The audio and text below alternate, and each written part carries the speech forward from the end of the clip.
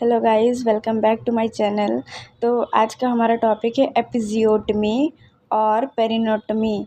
तो जो एपिजियोटमी है वो होता क्या है, तो इसको हम नॉर्मल भाषा में हम बोल सकते हैं कि एक छोटा ऑपरेशन, जब डिलीवरी करते टाइम जो छोटा ऑपरेशन करते हैं उसको एपिजियोटमी बोलते हैं। तो इसके बारे में हम डिटेल में बात करेंगे कि होता क्या है। फिर हम इसकी डेफिनेशन की बात करते हैं। A planned surgical incision on the perineum and the posterior wall in the second stage of labour to keep the baby out. तो ये एक प्लांट सर्जिकल इंसिजन होता है, मतलब एक सर्जिकल कट लगाते हैं हम पेरिनियम एरिया पे। तो जो पेरिनियम एरिया होता है वो होता क्या है, तो जो वेजाइना और एनस के बीच का जो पार्ट होता है उसको हम पेरिनियम एरिया बोलते हैं। तो वेजाइना और पेरिनियम वाले एरिया के बीच में हम क्या करते हैं, सर्जिकल कट लगाते हैं। कब लगाते हैं? During second stage of labour. अब जब लेबर की बात करते हैं तो लेबर की मेनली 4 स्टेजेस होती है। तो जो फर्स्ट स्टेज होती है वो सर्वाइकल डायलेशन की स्टेज एंड जो दूसरी स्टेज होती है उसमें क्या होता है, बेबी की डिलीवरी होती है। एंड थर्ड स्टेज में प्लेसेंटल डिलीवरी होती है। और फोर्थ स्टेज में क्या होता है, ऑब्जर्वेशन वाली स्टेज होती है। तो जो सेकेंड स्टेज होती है इसमें क्या होता है, बेबी की डिलीवरी होती है। तो जो डिलीवरी के टाइम पे कोई भी कॉम्प्लिकेशन आ जाता है जिससे बेबी क्या होता है, बाहर नहीं आ पाता है, तो उस टाइम पीरियड में हम क्या करते हैं, कट लगाते हैं, सर्जिकल कट लगाते हैं, जिससे क्या हो, बेबी इजीली बाहर आ सके। इस कट लगाने को या इस पूरी प्रोसेस को हम एपिजियोटमी बोलते हैं। तो एक सर्जिकल कट होता है जो हम कहाँ लगाते हैं, पेरिनियम एरिया, मतलब जो पेरिनियम एरिया होता है वहाँ पे लगाते हैं। पेरिनियम एरिया क्या होता है, वजाइना और एनस के बीच का जो पार्ट रहता है उस जगह पे हम क्या करते हैं, सर्जिकल कट लगाते हैं ताकि बेबी को आसानी से हम बाहर निकाल सकें। तो ये पूरी बात हो गई हमारी एपिजियोटमी की डेफिनेशन की, एपिजियोटमी होता क्या है। फिर हम बात करते हैं इसके कुछ इंडिकेशंस हैं। इंडिकेशन का मतलब ये होता है कि हम ऐसी कौन कौन सी कंडीशंस आती हैं जिसमें हमें एपिजियोटमी करनी पड़ती है। तो पहली कंडीशन है बिग बेबी।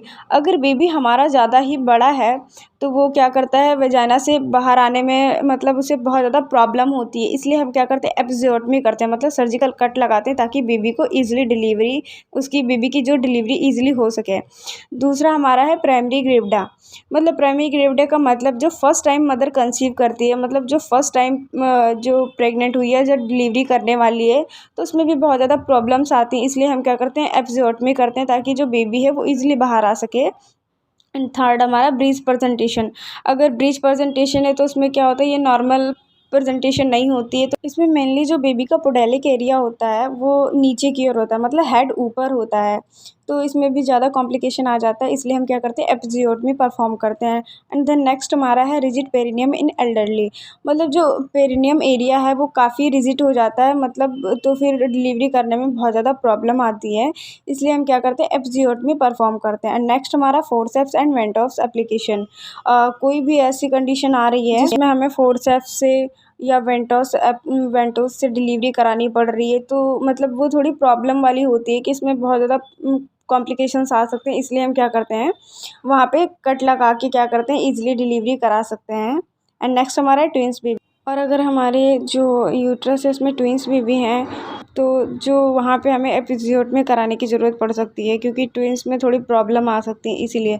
तो ये कुछ इंडिकेशंस है हमारे कि हम कौन कौन सी कंडीशन में क्या करेंगे, एपिजियोटमी परफॉर्म करेंगे। अब इसके टाइम की बात करते हैं कि एपिजियोटमी हम कब कब कब परफॉर्म करते हैं। तो when the perineum is thin and bulging with the peak of contraction just prior crowning when 3 to 4 centimetre of head is visible. तो when the perineum is thin, मतलब जो पेरिनियम क्या होता है, जिस एरिया पे हमें कट लगाना रहता है वो एरिया बहुत ज़्यादा थिन होता है, मतलब बहुत ज़्यादा पतला हो जाता है। And bulging with the peak of contraction. अगर हम बात करें वहाँ के कॉन्ट्रैक्शंस की, तो कॉन्ट्रैक्शन बहुत ज़्यादा पीक लेवल पे होना चाहिए, बहुत ज़्यादा हाई लेवल पे कॉन्ट्रैक्शंस होने चाहिए, और पेरिनियम बहुत ज़्यादा थिन होना चाहिए, बहुत ज़्यादा पतला होना चाहिए। और हम ये करते कब हैं, जस्ट प्रायर टू क्राउनिंग। अब क्राउनिंग की बात करते हैं तो क्राउनिंग क्या होता है, तो क्राउनिंग का मतलब ये है कि जैसे जो बेबी का हेड है वो वल्वल आउट को स्ट्रेच करके बाहर निकलने को मतलब ट्राई करता है, जस्ट लाइक वो बाहर निकलने लगता है। और इसमें क्या होता है, जो हमारा हेड है इस ये 3 to 4 सेंटीमीटर जो है विजिबल होने लगता है, मतलब हमें थोड़ा थोड़ा बेबी का जो हेड है वो दिखाई देने लगता है। उससे हम क्या करते हैं, उससे जस्ट प्रायर, उससे थोड़ी देर पहले हम क्या करते हैं, एपिज़ियोटमी परफॉर्म करते हैं। तो ये एक बेस्ट टाइम होता है एपिज़ियोटमी परफॉर्म करने का, जिसमें क्या होता है, जो कॉन्ट्रैक्शंस है वो पीक लेवल पे हो, बहुत ज़्यादा हाई लेवल पे हो, पेरिनियम बहुत ज़्यादा थिन हो, पतली हो। साथ ही साथ क्राउनिंग से पहले, जब बेबी का हेड दिखने से जस्ट प्रायर करते हैं, क्राउनिंग से पहले करते हैं, ताकि क्या करें, जो डिलीवरी वो ईजिली हो सके। तो ये बेस्ट टाइम होता है हमारा एपिज़ियोटमी परफॉर्म करने का। देन हम बात करते हैं इसके टाइप की। तो इसके मेन कुछ टाइप है: median, mediolateral, lateral, J shaped and T shaped. तो जो मेनली आजकल यूज़ किया जाता है वो मीडियोलैटरल यूज़ किया जाता है, क्योंकि जो अदर हमारे टाइप हैं वो बहुत ज़्यादा कॉम्प्लिकेशन क्रिएट करते हैं हमारे। तो इसलिए आजकल हम मीडियोलैटरल ही परफॉर्म करते हैं, मेनली हॉस्पिटल्स में मीडियोलैटरल ही परफॉर्म किया जाता है। तो हम इसके बारे में जानते हैं कि ये होता क्या है।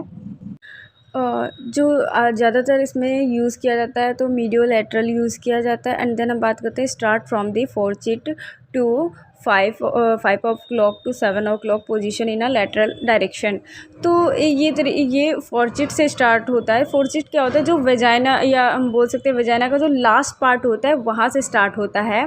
और कहाँ तक होता है, मतलब एक तरीके से डायरेक्शन, किस डायरेक्शन या किस पोजीशन की हम बात करें तो लैटरल में होता है। मतलब जैसे 5 o'clock पोजीशन या 7 o'clock पोजीशन, जो हमारी घड़ी में 5 o'clock पोजीशन होती है, 7 o'clock पोजीशन होती है, उस डायरेक्शन में हम क्या करते हैं, कट लगाते हैं। एंड देन बात करते हैं 45 to 60 डिग्री एंगल, या फिर हम बोल सकते हैं 45 to 60 डिग्री एंगल पे हम कट लगाते हैं। एंड नेक्स्ट हमारा go for away from the NS. मतलब एनएस से हम क्या करते हैं, दूर हट के लगाते हैं, क्योंकि कभी कभी क्या होता है एनएस में प्रॉब्लम हो जाती है कि सर्जिकल कट लग जाता है, तो बाद में हमें रेक्टम या एनएस में प्रॉब्लम देखने को मिलती है, बहुत ज़्यादा कॉम्प्लिकेशन हो जाती है। इसलिए हम क्या करते हैं, एनएस से दूर करते हैं। चूज़ राइट और लेफ़्ट, मतलब या तो हम लेफ़्ट की ओर कर सकते हैं या राइट की ओर कर सकते हैं, कोई भी हम डायरेक्शन हम यूज़ कर सकते हैं कि लेफ़्ट को कट लगाना है या राइट को।